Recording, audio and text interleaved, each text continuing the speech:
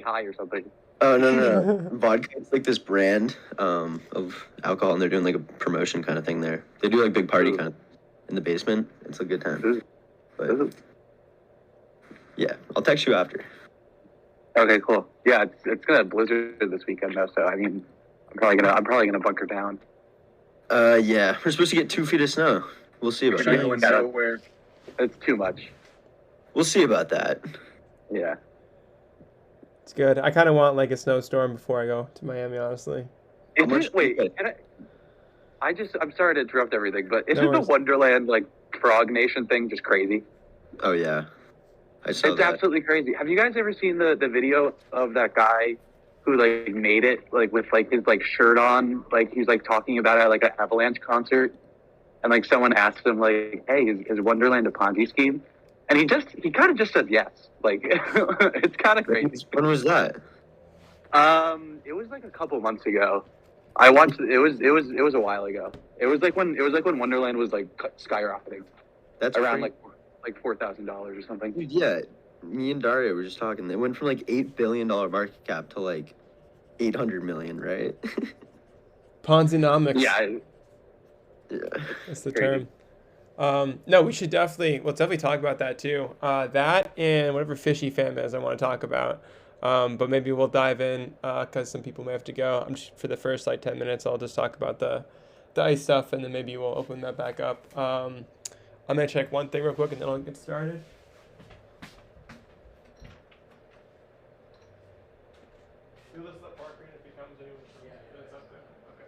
Sweet. All right. See you guys. Wait, can you hear anything, or do you want me to like? You hear me through this? Can you see it? Okay. Fantastic. We're doing some very cool technical footwork here in my room. We're airplaying out to the living room, and some friends are watching and coming over for poker, so they'll watch the meeting outside, and then I can be in here. Okay. Everyone see my screen or no for the slideshow? Yep. Yeah, meeting 12. Cool. All right then, we'll get started with it. So yeah, first thing is just like the Plato Aaron Alpha to share with other people. Got a few people coming in here just to hear about ice poker. It's been kind of spreading, just with my own kind of experience with it. I've been kind of sharing that more and more, and people are getting curious and wanting to either get involved or just learn more about it. So I just want to spend a few minutes, again, because I pretty much go over this every time. But I think it is pretty important, a really cool project, probably my favorite project in crypto overall by now. So to go over that, I'm basically just going to walk you guys through a bit of their like white paper, and what the project is, and how you guys can get involved. So basically, it's been pretty cool. So I first, came into Decentraland, which is, the metaverse, the biggest metaverse that is decentralized, and the coin for that's Mana. You may have seen it. It's like a top 50 coin or more than that now. And I got involved with that thinking that maybe digital real estate would be a big thing.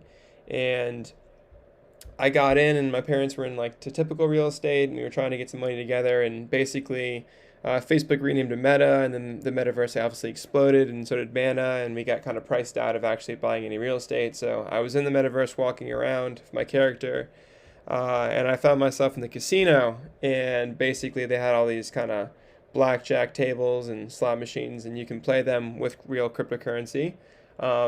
And so I had the strategy that was working pretty well, where I thought I was kind of, getting an edge in the house, and was making some good money. And then obviously, as that goes, you lose it all. But then I was like, holy shit! Like, who's making the money from these slot machines and from these blackjack tables? Like, where's this going? The money I lost.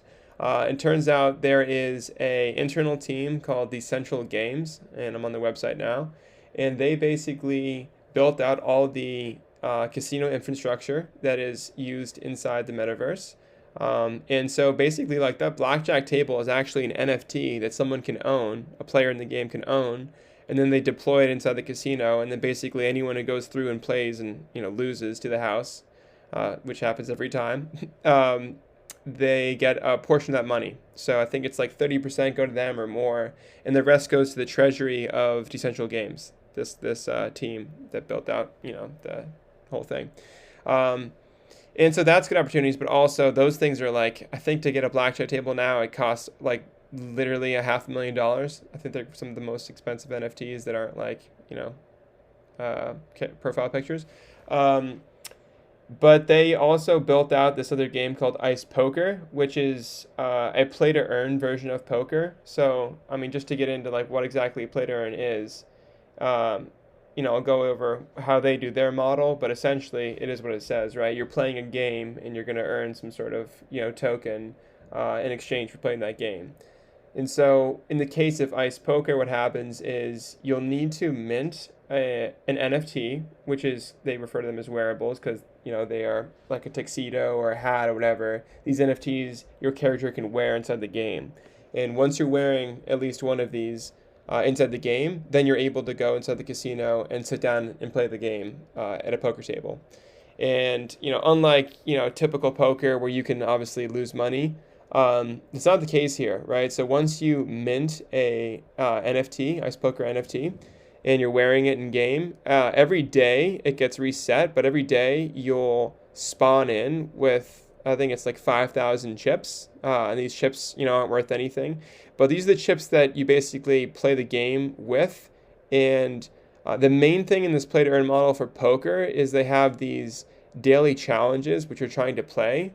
So I will show you down here, right? So there's 3 challenges every day, an easy, a medium, and a hard challenge. And then you get rewarded in their currency called ICE. And so right now, I think ICE it kind of fluctuates between being worth 10 cents a piece to 20 to 25 cents. So obviously this isn't too much here, but, it definitely adds up. And if you were to go through and obviously you have 24 hours to do all these ICE challenges for the day, and usually it takes someone, 2 to 3 hours to actually complete them all. Sometimes the harder challenge takes a while if it's, get a couple full houses or whatever it is. And you'll get the kind of your base rate of ICE from doing these daily challenges, which may show up just down here. But then there is an element of skill, right? It's not just completing these challenges. You actually do want to play well and win chips. And so your base rate based off the challenges is then multiplied by whatever percentile in the leaderboard you play in. And that's determined based off how many chips you're getting, right? So this person's just up 200 chips from where they started. So, this isn't really accurate. They would not be anywhere near the top 10%, but that's just this photo.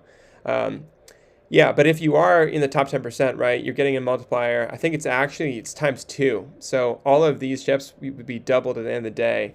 And, if you were to play really well in the top 5%, you could be getting, I think it's like 80 to $100, just playing a couple hours of online poker, which is crazy. And that's just the base rate of wearables. If you're wearing multiple wearables and they're all ranked up, there's people who can make $800 to $1,000 a day playing 4 hours of poker, which is pretty nuts.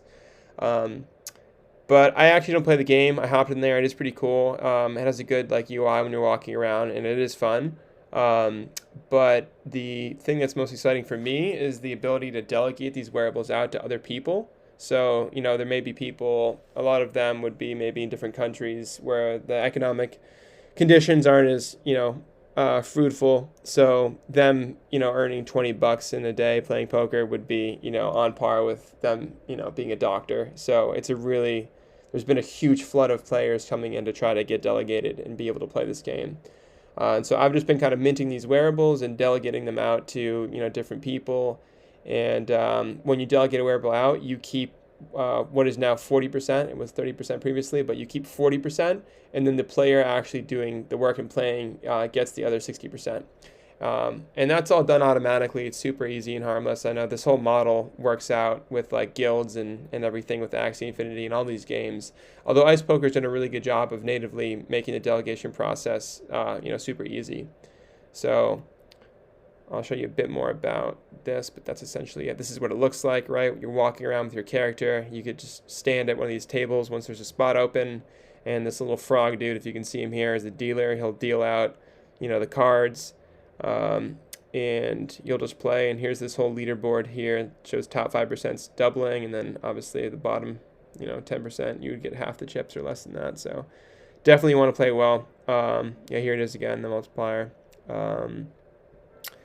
Yeah, so that's basically ice poker, and this is a cool little diagram to look at. Right, what's happening is the player first starts by minting one of these NFTs, and then that money goes to the down treasury. So these guys have been making a fortune, right? Because they mint out like every week or two, like 1,000 wearables, and each one will cost like $2,000. So they're making 2 mil in a couple minutes before they sell out every other week, and that's going to the treasury, and that kind of eventually can factor into the ice that they're paying out the players, right? If you're wondering where exactly that comes from.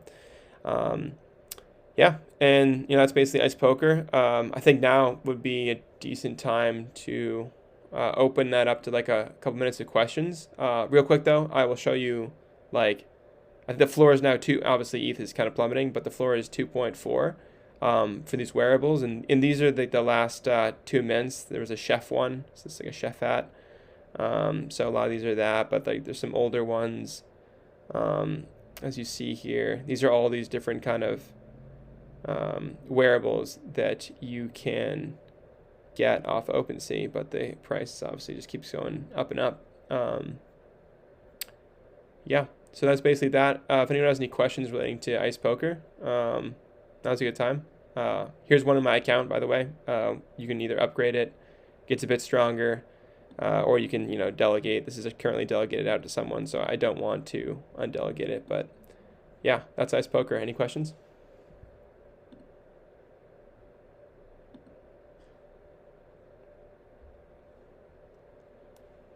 And if not, all good too. I'm posting this on YouTube. If anything comes up, just let me know too. I posted this kind of thing last time on YouTube. It's actually pretty cool. We actually had someone join one of our discussions from YouTube, even though they only got like 30 views because I just made a fresh account and posted it. But yeah. Max, where do you find your best players to delegate out to? Yes. Great question. Yeah. So typically, what started was, I'm in the Detentional Games Discord, and I mentioned that I own some wearables now, and a bunch of the players come through looking for wearables in the Discord. So they'll reach out, just DM me in Discord, and then I'll, get their address and delegate to them. And there's a whole like delegation dashboard where you can actually see how well individual players are playing, and obviously you want them to play really, pretty well. So I basically had a bunch of people come to me through that, and I tested them out for a couple weeks, and most of them played really well at the beginning, but the game's been getting a bit more competitive. I think there's like some real poker players coming in here now, and so they haven't been doing too well. So I actually undelegated from everyone, and I am working out this model with a particular player who came to me with this idea actually, which was to rent the wearables from me.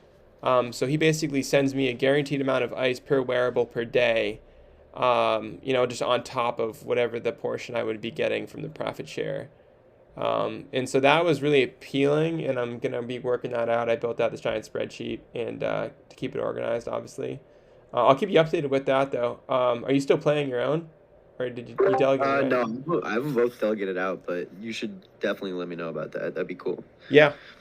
And obviously, I mean, this is the perfect time to mention, but like that's like the ideally when I'm going through this whole boot camp, the project I'd really like to build is some sort of marketplace that's like for delegation and players to connect, and a software that would make it as easy as it is with Ice Poker, but for everyone, and maybe even something I've worked all this out. It seems like it'd definitely be possible too, where you're just basically you're opening up like an OpenSea type of thing, putting your wallet address in there. It's going to populate with your play to earn assets on those NFTs, and you basically just press the delegate button, and it can automatically go out and find the the highest ranked player who's vetted for that particular game and just connect it for you. And then if they don't play, if they play beneath a threshold that you've set, say you only want like top 10% players, if they play beneath that, it will automatically like undelegate and redelegate to a new player. So you really don't have to do anything. It would just kind of manage everything for you and give you all analytics. You could also use that for, there's like other games you could use that for. That's pretty cool. Yeah. That's the whole deal. It'd be something you could plug into multiple games. So, that's the whole thing with these smart contracts and why I'm trying to learn them. But it seems simple, but I think there's probably going to be some obstacles ahead with it. But we'll see what happens. Nice. Yeah, cool. That's Ice Poker. Any other like final things in Ice Poker before moving on? I'm not sure if anyone had particular questions. That probably answered most of them, but anyone can just like text in the Discord too at any time. I can try to answer these things. Yeah, great.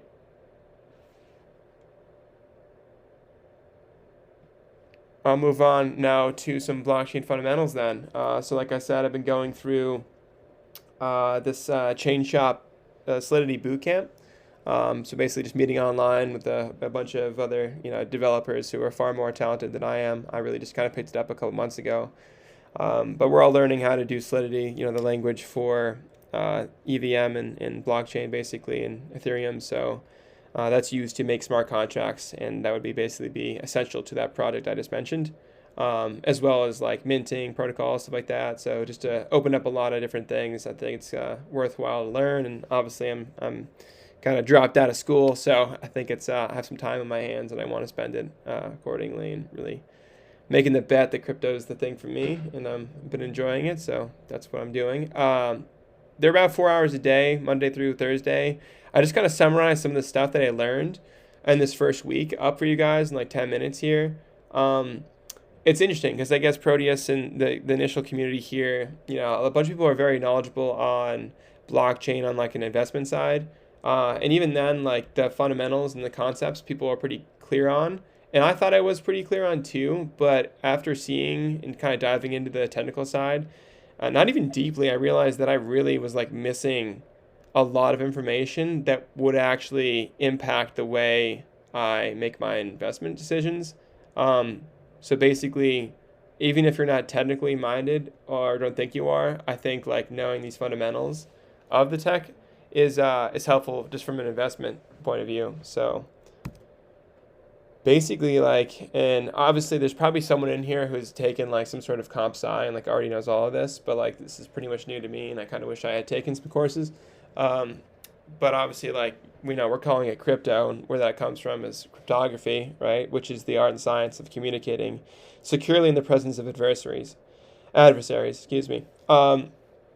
Yeah, so basically it's like, think back to this kind of old example of like a wartime situation. Maybe we have, two generals, like you can just call them A and B, and they just have some sort of like important message, right? That the enemy army like can't crack. So they're gonna encrypt this message. So if they do find it, if the enemies do find it, they have no idea like how to unscramble it and read it, whatever it is, right? And that's basically the advent of that's where computers came out of and where code came out of and everything, in cryptography. So cryptography was a thing for a long time, and it's kind of at the heart of crypto and cryptocurrencies and all that. And I'll try to make sure or kind of explain why that is. So basically there's two kinds of key cryptography, right? So there's symmetric and asymmetric, and I'll just quickly go into each of those. And this can kind of go in one ear and out the other ear, and that won't really matter. But if it does kind of perk your attention, then I think listen into it and ask questions at the end. But yeah, so basically with symmetric key cryptography, this is basically just super simple. There'll be the same key which is used to both encrypt and decrypt the message. So basically, in that example I just said, let's say these two generals, General A and B, before they went into war, they met up one-on-one in some sort of secluded place, and they said hey, when I send you this message, here's the code to crack it, right? So if I send the message hello to you, just I don't know, I'll send a version of this thing that's ciphered, which is the word hello, but all the characters will be 2 characters earlier in the alphabet. So as long as I tell you, the other general, that you should just take whatever message I send you and just add 2 letters, or go further in the alphabet by 2 letters with each character, then you'll be able to find it, to convert it back to plain text, right? So this is, this worked very well, and this is all people had and humans had for thousands of years with war and etc. And that would work. But there is this idea of asymmetric key cryptography, which is totally at the core of blockchain. And a lot of these things may have kind of an aha moment when you hear words like, your public key, private key, your wallet address. That's exactly what we're talking about here. And basically what happens here is there's a different key that's used to encrypt and decrypt the message. So for example, let's say like on the left here, if we had like typically you just say like Alice and Bob, right? A and B. So if Alice is wanting to send Bob a transaction of like 10 Ethereum or Bitcoin, whatever it is, this is what's going to be happening kind of under the hood. But basically, you use your private key on the left side, right? Alice would use her private key to verify that she's actually sending this large amount of money, right? And only she has the private key, right? But she's revealed this public key open to everyone. And then she can then basically send this to Bob, and then Bob can use, if Alice sends it to his public key, aka public address, aka wallet address, then he can decrypt it using his secret key. So it's pretty cool. That's basically all you need to know for now, but I think it's kind of fascinating when I first kind of heard more about this and how that works and what this allows for with the blockchain is super cool. And then mining and proof of work is something I heard about this 100 times. I was in a blockchain club and presented on this, but I actually did not understand what's happening. So I just wanted to spend a few minutes here. And because once you do understand it, at least me, I was like, okay, this is actually super cool. And I actually had not ever held, actually 17, this is wrong, but I haven't actually bought Bitcoin to hold it. I've always just been kind of an Ethereum maxi and all the kind of side projects. But I never really looked into Bitcoin and the design. And I will say after doing so, it's probably the coolest design project and system that I've ever come across in my life. It's really ingenious and it's super simple and elegant. It's not a heavy thing. That white paper is 8 pages, but what it can do is super, I don't know. I think it could definitely change the world as we're seeing and everything. I think this could be a once in a few hundred years type of invention. Anyways, so in the case of Bitcoin, right, when we talk about proof of work, the work is basically being done by miners. And what they're doing is they're finding valid hashes for blocks in the mempool. Okay, so basically, a mempool just stands for memory pool. And this is basically when you're, in this case of Ethereum, when you're sending a transaction and you're waiting for it to go and it's pending for a few minutes, it's being sent to the mempool. And the miners can kind of pull out that mempool and validate that transaction for you. And the way they do that is by constantly changing this thing called a nonce to find a valid hash. So this is the work that they're doing. And I'll kind of explain this and show you a diagram in a second, because I know that's obviously means nothing right now unless you know what these words are. But first, if they do this and they do find a valid hash that verifies that a transaction is valid, that miner can then send that valid hash saying, hey, I found the answer to this.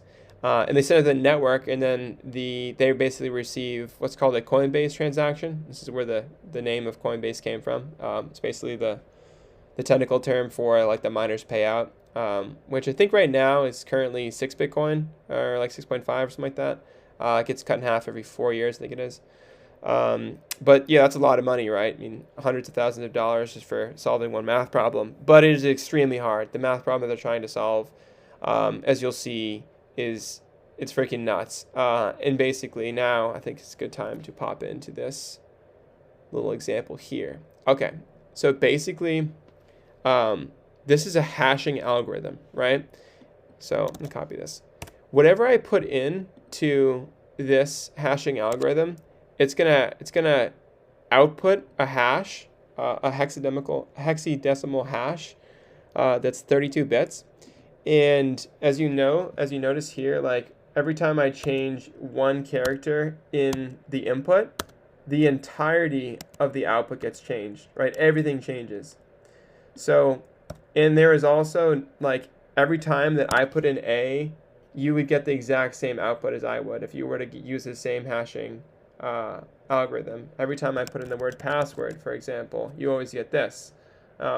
This basically is why you're not supposed to use certain passwords that are super common, because people can end up they get encrypted, but it's not hard to unencrypt something that's so common. Yeah, but basically what happens in the case of Bitcoin and blockchains is what's inputted is all of the information that's relating to the transaction, right? So let's say we're sending Satoshi 50 Bitcoin. This is the Genesis block, so it's block 0. And we have a timestamp on this thing, and it's just some crazy long number because it's Unix time, which is the number of seconds since January 1970. It's just what computers use. And here's this nonce, which I want to bring your attention to. So basically, right now we have all of our information related to the block stored and typed up here. And when I change one thing, no matter what it is or where it is up here, the entire output changes, if you see that. But we don't want to change certain things. Like we can't change Satoshi to someone else's name. We can't change 50 to 51. We don't want to change that. What we want to change is the nonce. And the reason we want to try and change a nonce is because we're trying to, the math that they're solving is basically, you need to find a hash for Bitcoin that starts with 16 zeros, right? And the amount of zeros changes over time. It wasn't that hard at the beginning, but like, as you can see now, like if I'm just changing this one number, everything's changing.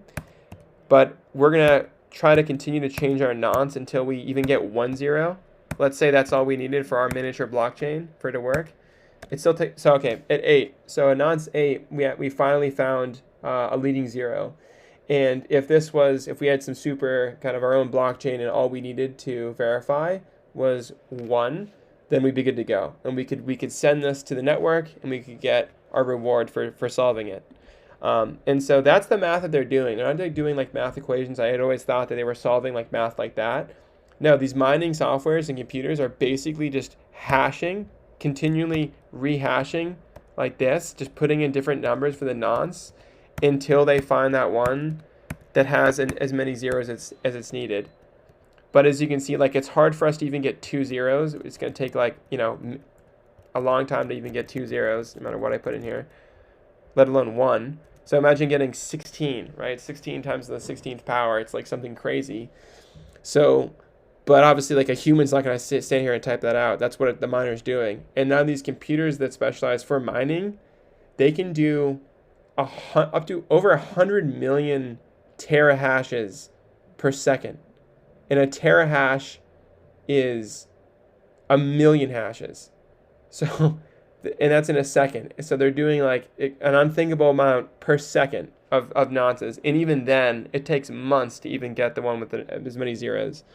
So, yeah, that's pretty crazy. That's just like something I never thought about. And so just to make this, clear for you guys now, if we make our own little blockchain here, this is a cool demo. We can basically have some sort of data, like, Max sends Oscar 5 Bitcoin. This is just one line of data, but obviously there would be more stored in the block. This is the block data. And right now, like based off this input, and when it gets hashed, it does not hash with as many zeros as we need. For this blockchain, let's say we need 3 zeros to start. What we can do here is just press this button. This is just a demo tool to show you guys what's happening. So basically, it went out and it hashed this thing 6,118 times until it found a hash with 3 leading zeros, and this is valid for our blockchain. And so then at this point, I would get this would be sent out and valid by the network, and then we could add something else, and then something else from the mempool will come up and say maybe I don't know. Luke's doing some big money whale trades here. Dario. So we add a new block here, right? And again, like, let's say that took another 6,000. Just say there's a bunch of different transactions in here. Each time we're putting in these blocks, it takes a certain amount. It's taking roughly 6,000 each of these times. But the thing with the blockchain and its security is now, like, if we want to go back in time, and we want to change something and say, you know what, no, like Luke didn't send 500 Bitcoin to Dario. Let's say Dario actually sent that to Luke. As you can see already, by changing any of the input, the entire output changes. So then we need to spend the time, and also basically every thing in the chain after that, every block in the chain after that becomes invalid, because part of the, and this is like the important thing that links it as a chain, but like part of the input that comes in here outside the block number is actually like the previous hash. So we'd have like another line. Let me just type this up. And this previous hash would be stored in our data, but obviously like any change to this hash changes the entire output. And so what's happening here by the chain is like, if we were to go back and try to change the data of an input, it basically would change the output of that block. But then because that hash changes the previous hash of this one, it would break the whole thing. And then that previous hash becomes this one, and then that breaks, and so forth. So basically wrapping it all together, like you may have heard this term, like the 51% attack. And basically what happens there is like, you would need to get a bunch of bad actors together who would have 51% of the computing power, which is basically the nonce power, or like the hashing power. And if they had that, then in theory, they could like make a change, and then it would be the 51% of bad actors would be kind of noncing this and kind of racing against the good guys and trying to nonce faster. And if they can successfully do that, then in theory you could kind of break the chain and take it over. But yeah, any questions there? This is just a ton of information, and this is partly just good for me to reiterate because I'm learning it. But is there any questions? Yeah, Matt, I have a question. What makes like random hash? Say it again. What like generates the like randomness of the hash? Oh, okay, yeah. So this is just like a hashing algorithm, right? And that gets like really interesting. I think for like,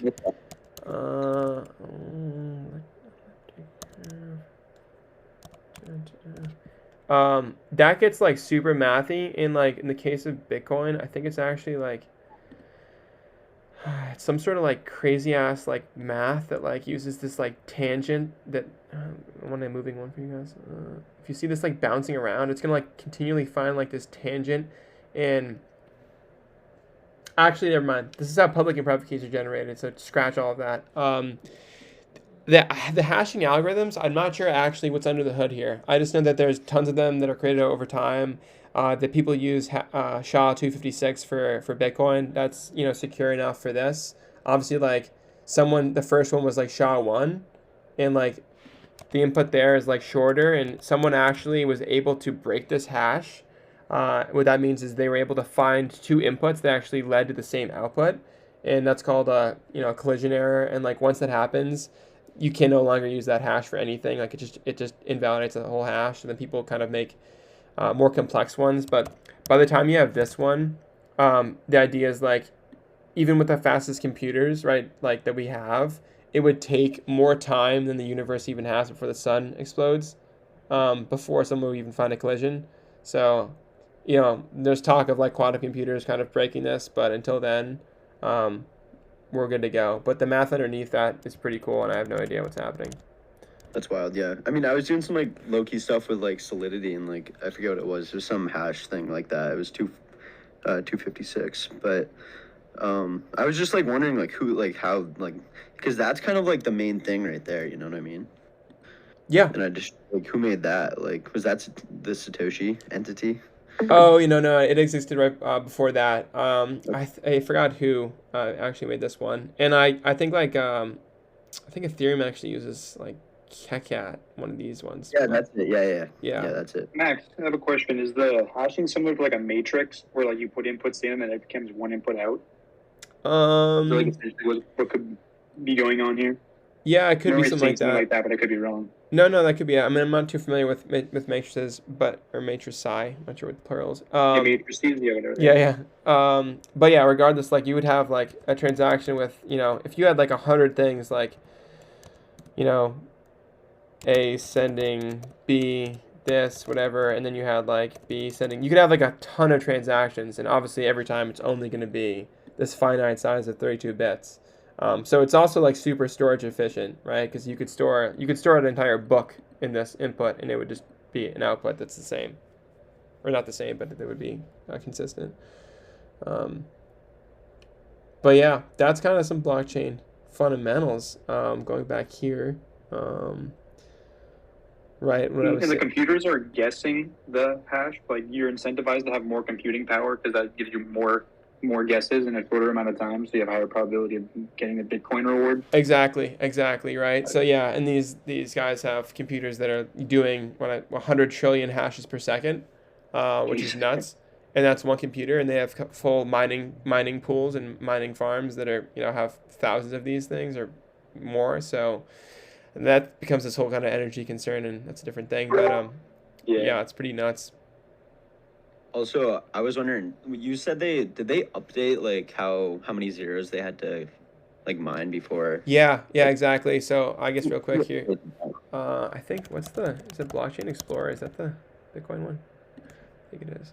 Yeah, okay, so basically, if we click on like any block here, like Antpool is like one of these pools that we'll get a lot of these because they're just massive. What can we see here? Yeah, so I mean, like my roommate was like, he had like a Ethereum kind of mining setup last semester, and like, cause you don't really want to do it on your own, right? Like you join these pools that mine it together, and you get paid out like whatever percentage you're in, right? Yeah, and that's cool. That works too, because obviously, like if you were by yourself, like setting up a Bitcoin node, like, I mean, I think it's like 12 years on average or something to get a successful one, and like so that's just Reddit, yeah, and you're just running this thing, and you're like kind of losing money.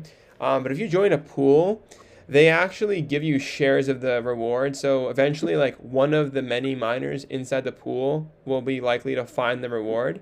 But then they basically say, like, if you were to be running your own Bitcoin node and you like found a pretty decent hash, which had like, say, 12 zeros, that doesn't actually help anyone get closer to the 1601 at all. But the mining pool would basically count that as proof of work that you've shown it. So it's kind of like proof of work within proof of work. So you would get a higher percentage of the actual reward once it's mined, if that makes sense. But yeah, you do want to join if you just want to be more consistent in your rewards and stuff, joining pools. And this AMP pool, I think, is probably the biggest one now. But yeah.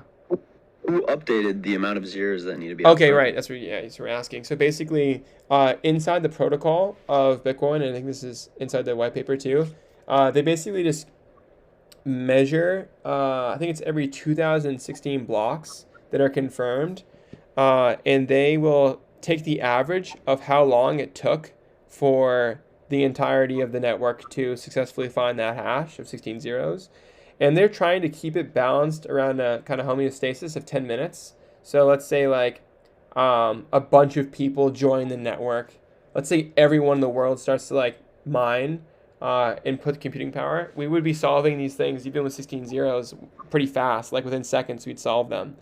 But Bitcoin would self-stabilize and add more zeros to make the difficulty harder because they want to keep it around 10 minutes. And the opposite's the case, right? If half the world and half the miners stopped mining, and instead of taking roughly 10 minutes for the 16 zeros we found, and it took like 2 days, they'd say, oh shit, we need to make this way easier. We need to keep it around 10 minutes. So it's kind of self-adjusting. It's like part of the protocol? Yeah. Cool. And also, what's up with the Lightning Network? Oh yeah, dude, I have no idea. I should ask that to the class and the instructors. They kind of like used Bitcoin for the first week, which I'm kind of presenting on now, and maybe the second week too. And we're kind of going into Ethereum now. It's the kind of the main course. But these guys know a ton about it, so I'm sure they're kind of familiar with what's happening there. It's like a layer 2 on top of Bitcoin. Yeah, I've heard all sorts of stuff. I heard like a layer 0 too, like just some sort of like Also, have you heard that? I don't really know if this is true or not, but I was like reading something where there's like a theoretical price where Bitcoin has to maintain within like the next like 4 years or so for it to like be able to like maintain its own protocol. Is that true? That's interesting. I'm trying to think of where that would be. coming from? I think it's like after the next like halving, or maybe Yeah. after the next 2 halvings, but I'm pretty sure there's like people who've done the math. There's like a theoretical price, since like miners will be getting less rewards. That like I think it has to be above like 50K or something, or I could be totally wrong. Oh, in terms of just like the modern day computing power, it's not being worth it anymore. Like that, and partly that like miners aren't getting like rewarded enough because Yeah. it's too low in value. Right. I mean, in And like theory, yeah, in theory, like there's going to be no reward eventually, right? I don't yeah, know what the year is, like 2148 or something like that, but it's all going to be mined. because Uh, like if the big miners are like getting their rewards cut down, like to maintain the same like profit they're getting, they need the price to go up. And so like I don't know, I was just reading something. It could be like totally wrong, but like that Bitcoin has to maintain like a certain, it's in like 2025 or 2026 or something. That like if it's not above that price, then it will become like totally like it won't be worth it, you know what I mean? And like the whole like blockchain could potentially collapse. I don't yeah. know if that's true, but like Yeah, I I don't know if don't. you've heard about Well, that. yeah, I don't know. I mean, I don't think that's true. I can look into it more. I think like Yeah. the incentive design is like really, really. It's like I said, like elegant, but it's really well done. And I think it's just supply and demand at that point. Because like, if it ever is like not worth it, right, for people to mine, then they would stop mining. And when they stop mining, then the hash would get easier, and then you'd start mining again, and it'd be worth it. You get double the amount of hashes, or double the amount of valid hashes, Yeah, and like that's sort of like what I was reading, but it was just like a I haven't really heard like something like kind of like something like that. It was interesting. Yeah. No, that's cool. Send that along. Um, I'll find it again, but yeah, that's cool. yeah, man, definitely. And like we're doing like the course that I'm in is like it's like an hour presentation, and I'm just kind of summarizing some of the stuff that I thought was cool. But then after that, you take a little break and you get back and you start coding it. So like we were like coding straight up like miniature blockchains with like public and private keys and setting them to servers. It was like getting pretty because I don't know nothing about code before like a month ago. So, but it's been cool. Have you heard of the hackathon that's going on like in like a month or two? No. Well, I know that's like a huge thing. I'm not sure which one, but what was that? Is that a? I don't know like if it's like I don't know. The Northeastern like blockchain club is like participating in it, so they were like getting a group of people to like do it. It's in like Amsterdam, but like I guess like they'll fly you out if you get past like the first round or something. Damn. But the like whole project or like main focus this year was on like bringing like a decentralized kind of like governance system on the blockchain to like something like ecological. So like I don't know, because like the whole point of it is like you think of your project and you go there for like 3 days and you just build it like right there. Right. Um, but like it was like so people were thinking of like ideas of like kind of how they can make like NFTs that were attached to like public gardens or something, or like how they can make NFTs attached to like animals that are going extinct or something to try to like help raise money for that and stuff. But Yeah. like if you win, like you can get a lot of money and it looks really cool. Like it looks really good and stuff. But I don't know if you've heard about it, but No, that's cool. I mean, and the thing I'm in now, like, like hackathons are like huge. Like that's like what you do. Like if you want, I mean, you can like get lucky and like get a job here and there, like get a company, but like a lot of these guys, like that's what they want to do most. Just like go to a hackathon and qualify. And that means like a ton to them, and the whole kind of community values that. But that's a cool one. I mean, with the kind of environmental aspect too. And I'm sure there's a ton that you can do with blockchain. Because at the end of the day, like simply put, it's just like a really cool a system that finally allows for humans to, take out the kind of middleman and basically replace it with cryptography and math, which I kind of showed you a little bit here. But like, yeah, it's going to be pretty epic to see what happens and how people can actually use it as the years go on. yeah, for sure. I mean, it was a little bit too technical for me, so I kind of like can't. But Yeah. yeah, no, the whole like hackathon thing is like really crazy because like there's like actual like kind of like companies that like go there, you know. Definitely. Wild. Definitely. Yeah, I may have to look into like actually doing one once I get closer to this the end of this course. Yeah, Yeah, all right, guys. Well, that's basically the blockchain fundamentals. Just wanted to wrap up with some kind of community opportunities. So I think there's a few people who are, honestly, it's probably most of the people in Proteus are probably graduating pretty soon from college. Um, so a lot of you guys have different experiences doing, studying, different things, which is good. But also on the side, it's been crypto, and I've just kind of come across some people in these kind of in-person events I've been going to in New York. I met someone who was in charge for staffing out a new, I guess like it's an older firm. It's called Previn Howard. I'll show you guys their site. They're based overseas in Europe mostly, but they have offices in New York and in San Fran, I believe. They're like big. They have like, I don't know, like 20 billion assets under management or something like that. But they're basically building out a crypto wing. So basically what Galaxy did with Galaxy Digital, Brevin Howard is doing with BH Digital, and she's in charge of staffing that out. And they're basically looking for kind of some, bright young minds, quote unquote. And I told her about Proteus and the community and what that was. And she was really interested in that, and so I mentioned that I would start to share these opportunities with you guys. The ones I share right now don't really apply to anyone unless you're trying to move overseas, as you'll see. But they are, like I said, building in New York and maybe Boston, Austin, Texas is a big place, Miami as well. But these opportunities, like if someone, I don't know if anyone's wanting to do this kind of rapid pivot and get a crypto job, but like the numbers she was saying are pretty crazy, like starting salaries of, 6 figures up to like 300 grand, which is nuts. But not about the money. It's definitely got to be passionate about it. So I just want to share these with you. Quickly, I'll just pop on our website so you can see what we're talking about here. Yeah. Just nice, typical firm website here, but like, you guys can check it out and read it. This is like the actual, firm that isn't doing, it's just a hedge firm, right? But this isn't doing any crypto stuff. That's going to be BH Digital, which is, currently being built. But yeah, honestly, it seems like a pretty cool company there. But let's go back here. I'm going to share this other thing that Luke put in the chat, which is cool, afterwards. But first, I think I put some stuff there. Okay.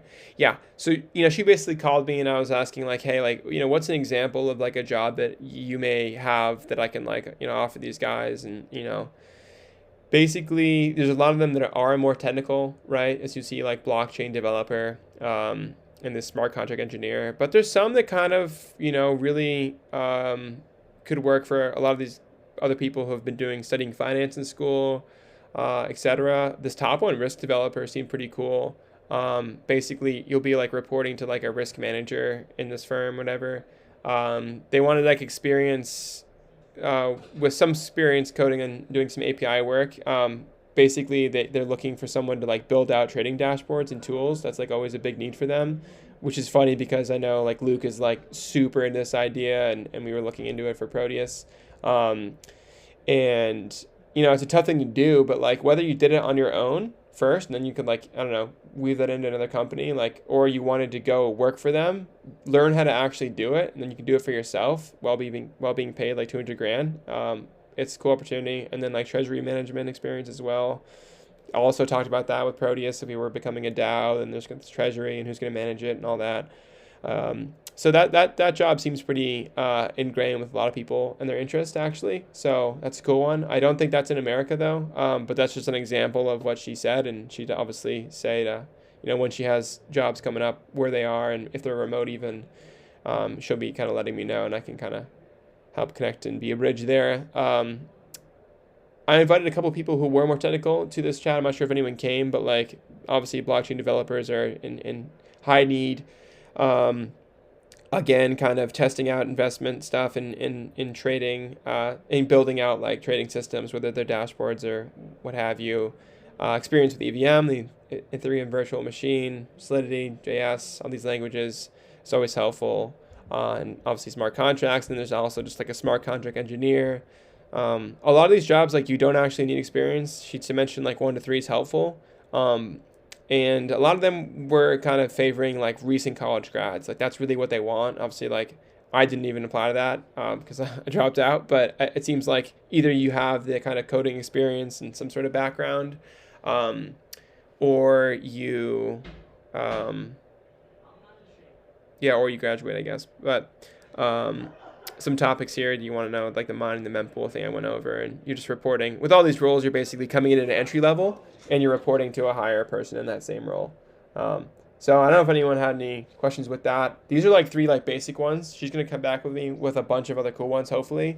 So I'll kind of continue maybe to spend the last 5 minutes of like the meetings in the future, like sharing these with you guys. Because I know a lot of you guys are like super talented, and it's been great to kind of collaborate with you. But like a lot of you guys are probably looking possibly for like a job out of school. So these could be cool. So yeah. Basically that. If anyone has any like final remarks, if we wanted to talk, I think Luke may have had a dip about the fishy fam or the other thing. If not, we can just book it and have a great weekend. But that was it's basically the rest of the deck there. Do you want to talk about that a little bit? Yeah, let's do it. I have no idea. I've been locked in on the code, so tell me. Well, I wasn't really ever gonna buy some because I kind of knew it was gonna be a mess. This is fishy fam.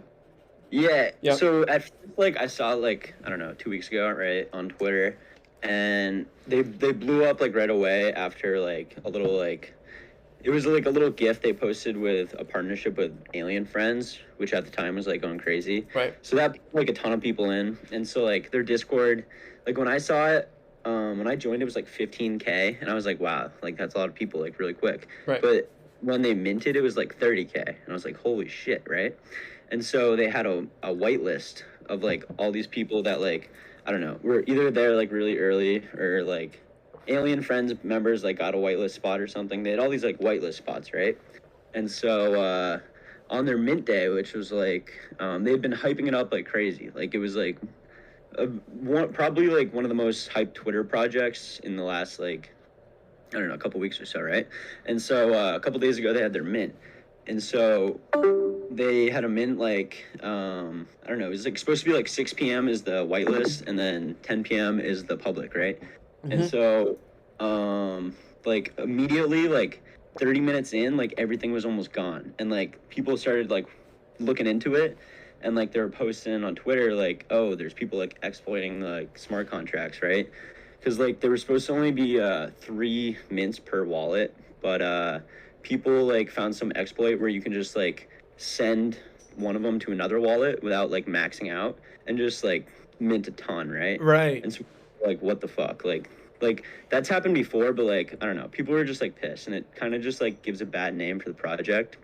And so like that night of the mint, I was just popping around the Twitter spaces, you know how it'd be, and it was crazy because like a bunch of people were talking about like these the fishy fam thing, because like there was one Twitter space with like the main head developer of it with Max Lyman. He was, or Crypto Jesus, you know, he was in there. And then there was another one with like the artist, and he was like pissed because like I guess like they weren't paying the artist or something. But then like in the other one, Max was talking to the head dev and trying to like calm the public down, because I don't know, everybody's pissed. And then like I don't know, dude, overnight, bro. Because I guess one of the head devs, like, that dipped or something, and then Max, like, took over as being, like, the head dev of Fishy Fam. And so what? He, like, yeah, dude, I don't know, overnight, it was crazy, because dude, that was, like, now he has over 10,000 followers on Twitter. It's pretty crazy. But, I think it was just kind of, like, more of a PR stunt on the cryptoverse to kind of get more people into Salon. Because, like, now the Salon are, like, kind of ripping back again. Let's like, go. Back up.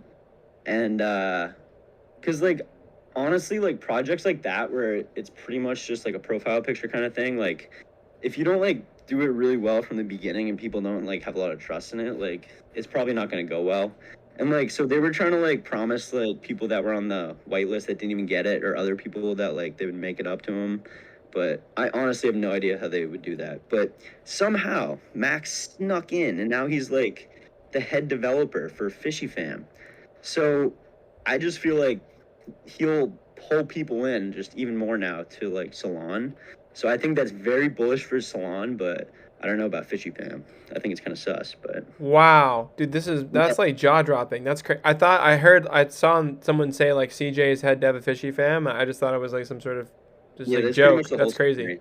story. Wow, dude, that's But absolutely insane. So yeah, I that wonder if that is a play for Solon. What was that? I said I wonder if that's a play for Solon. It could very well be. I really think it is, cause like, I didn't even know like, cause Max was like, so we have like this other group chat with like a bunch of these people, right? Just like from some other stuff, and like people were talking about it, and I didn't really think Max was like kind of on board, but I knew that Max had a couple alien friends, and so like he was on the whitelist and stuff.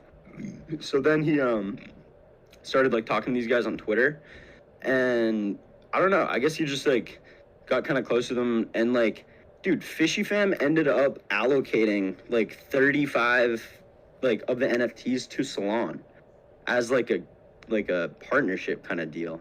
And so like that was like weird when I saw that, because that was before like he kind of took over. And then Max just like kept on talking with him on Twitter, and he like kind of like handled the entire situation. And I don't know, it was really weird, but he kind of like took over as like helping them out a lot, which I just think is like he's trying to drive more people into his project. And Dude, also this like is nuts. This is nuts. Like, was this a recorded space? what's up? Is this a recorded space that he was in? Did they record that Twitter space? I don't know, dude. Max is like always on Twitter Spaces. Like he's everywhere, bro. Dude, I don't know. He is digital. He lives digitally already. Because like I see him around here and there, but like on campus and shit. Because like we live pretty close to each other, first of all, and like just on campus. But like he's always on like Twitter and shit and Discord, but he's also always grinding like Salon, so it's nuts. I don't know how he does that. It's so cool. He's a maniac. And he is, dude, the craziest part is he's dating a girl that went to my high school. Yeah. That it's just like I don't know, it's just wild. But yeah, dude, so I think that was kind of like to help drive people into Salon a little bit, because like I have seen on Twitter like more people are talking about it, and like the floor price has gone up a little bit since like, I don't know. Since big. Yeah, I was buying them, and the floor went up a lot actually. When like it dipped up to like an ETH or something like that, which was crazy. So yeah, it was like 0.65. Yeah. But dude, honestly, right now I'm gonna use some of my passive ice, and I'm gonna buy another one. Yeah, I know. I've been buying them, dude. I think it could definitely go. Hopefully, like they see them in. This is like a good save though, right? Because like I guess there could be. I didn't like look at the project, but like it's not gonna be bad rep, right, for Solon? No, dude, because like Solon already has like this really, really strong community. Right. Like the whole DAO is already built out and like pretty dedicated, honestly. Like people are voting and like they participate and shit. And like, so at this point, I think it's just driving more people like into the project before like the initial, like it actually comes out, like the protocol comes out. Cause like if it actually goes like Max like is envisioning, like it could be really big, you know? Yeah. Dude, honestly, I think Crypto Jesus is a very fitting name as I get to know this kid. Dude, yeah. It is amazing. It is amazing. It's crazy too, because he's honestly like one of the nicest kids I've ever met. Like he's just really like empathetic, I guess. I don't know. He's a really nice guy, and it's just like it's so funny that he's just like, I don't know, like some people just like really like kind of look up to him, you know? Dude, I do too. Honestly, like that was like a lot of like the stuff that I've been doing in the that I went full send in crypto was basically like, you know, yeah, he's really inspiring, honestly. I was talking with him in a Twitter space too with Ben, and I mentioned the whole coding thing. We were talking. I mentioned the ice poker stuff too, which they may be getting some now for like their treasury of the DAO. But really? Yeah, I was mentioning like the whole Solidity thing and like learning how to code, and he was like, yeah, like when Ben like needs a ton of help with like bugging and stuff, which is kind of like the easier stuff, and that's what you would do at entry level anyways. But like if I was working on Solon, would be pretty sweet just to be around Ben and Ben, yeah, but Max and Ben, they're just both like it's cool. Yeah. Obviously, like there's a lot that could happen that could go like really wrong, but I really like Solon and what they're doing. It's really cool to watch. Yeah, no, I totally agree. But honestly, like, they're doing everything, like, 100% right. Like, they're spending bans on lawyers and stuff.